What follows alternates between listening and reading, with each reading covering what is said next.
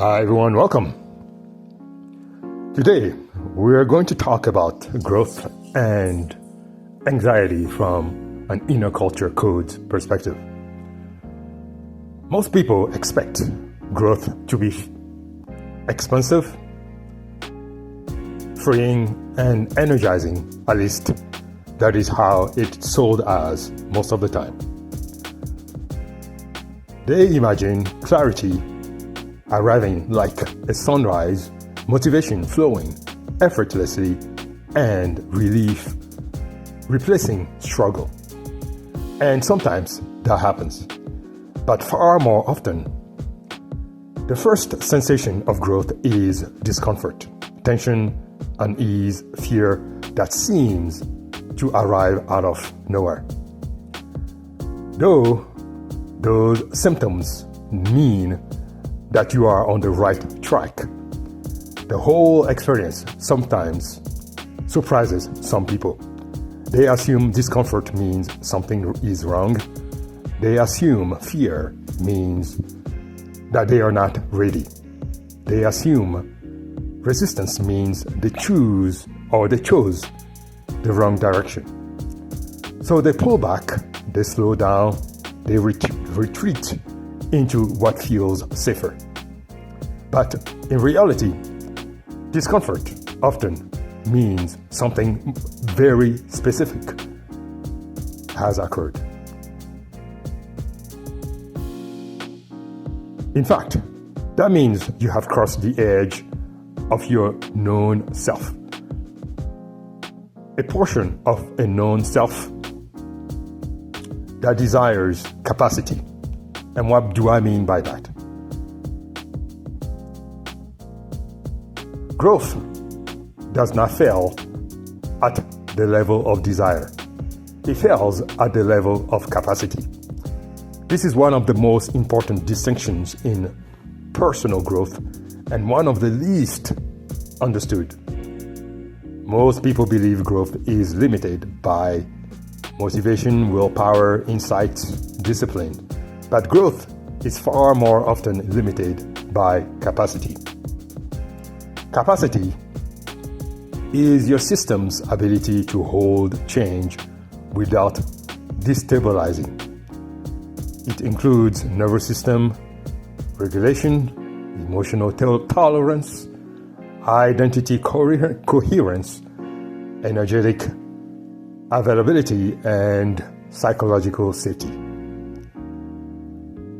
You can want something deeply and still not have the capacity to integrate it, which then may cause collapse. And collapse, of course, may have different symptoms in different psychological terminologies. But when growth demands more capacity than your system currently has, anxiety becomes the signal. Not because the growth is wrong, but because the system is overloaded. So why the first signal of growth is often anxiety? Growth introduces new internal demands, new emotional ranges, new self-expectations, new relational dynamics, new levels of responsibility, new exposure to uncertainty, which brings out new levels of fears and safety. Even positive growth increases complexity, and complexity requires capacity as well. When capacity is exceeded, the survival mind activates, not because the change is bad, but because the system is being asked to stretch farther than it can stabilize. Anxiety in this context is not fear of growth. It is fear of overextension. Your system is saying, I don't yet have the structure to hold this. Do something else, or I will shut it down. So, the survival mind does not evaluate meaning. Other than safety, it evaluates load with its own set of gauging system. The survival mind does not ask, is this meaningful? Is this aligned? Is this fulfilling? That is the job of the mammalian brain. It asks instead, can we handle this? Can we sustain this? And can we survive this transition without collapse? The survival mind is a load-bearing system. It monitors stress levels, energy reserves, emotional bandwidth, identity stability, and how growth destabilizes identity. And identity stability is one of the primary currency of psychological safety. So when identity shifts faster than capacity expands, anxiety sets in. Discomfort is often a capacity signal, not a warning sign. Most people interpret discomfort as danger from the point of view of the survival mind, but it felt so strongly that they experience it as danger. But in growth context, discomfort is often a capacity signal. It is a sensation of your system saying, this is new, this is unfamiliar, this requires more internal support. Discomfort, therefore, does not mean stop. It means pace yourself. Fear does not mean wrong direction. It means take time with load awareness. Resistance does not mean failure. It means you are starting a capacity mismatch.